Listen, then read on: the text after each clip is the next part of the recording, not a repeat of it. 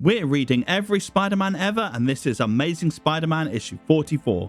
Aunt May is going on holiday and her nephew Peter Parker is seeing her off at the train station and trying to ease her many worries. Also at the train station is Dr. Kurt Connors, awaiting the arrival of his wife and kid from Florida, but suddenly he finds himself becoming the evil lizard once more, thanks to chemicals that he inhaled last issue while helping Spider-Man fight the Rhino. When his son spots him mid-transformation, he flees into a train tunnel and fully becomes the lizard once more, making a base behind the tunnel wall. With his aunt safely away, Peter spots a distraught Martha Connors and swings over as Spider-Man to help. She explains her fears about her lizardy husband, and Spidey promises to find him and cure him. But since he has no leads, his next stop takes him to the Daily Bugle with a hope to make some money to help pay for his aunt's trip. He wishes Betty well on her engagement and then haggles with Jonah, agreeing to find some pictures that incriminate Spider-Man in return for some cash. But he doesn't realize that Frederick Foswell is listening in, curious how Peter gets all these Spider-Man photographs and keen to follow our young hero to find out.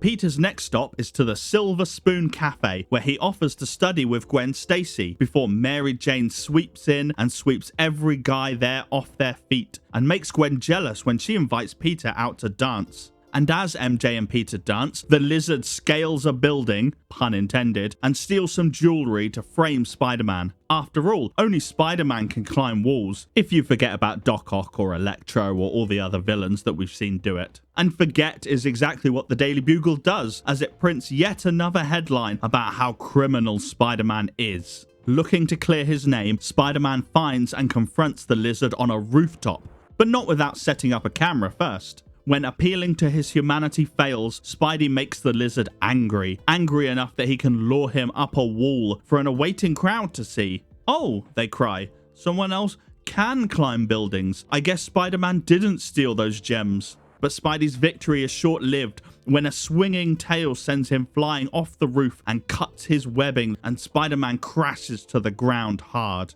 Luckily, a doctor is in the crowd to help and wraps Spidey's arm up, telling him that it's just sprained, but that he should try not to use it for a while. With his arm in a sling, Peter pays a visit to Martha Connors, who feels pessimistic that she'll ever see her husband again. He then awkwardly changes back into his civilian clothing and gets home in time to catch a phone call from Aunt May and to lie to her about how okay he is and how she doesn't have to worry. When that conversation is over, he gets another call from a certain redhead asking him on another date. But he can't be seen in a sling when people know that Spider-Man is also in a sling, and so he turns her down once again. Instead, he sits at home helpless, worried about what the lizard may be up to, worried about his camera, and worried about finding the money to pay for May's trip. And he thinks to himself, maybe he should stop being Spider-Man.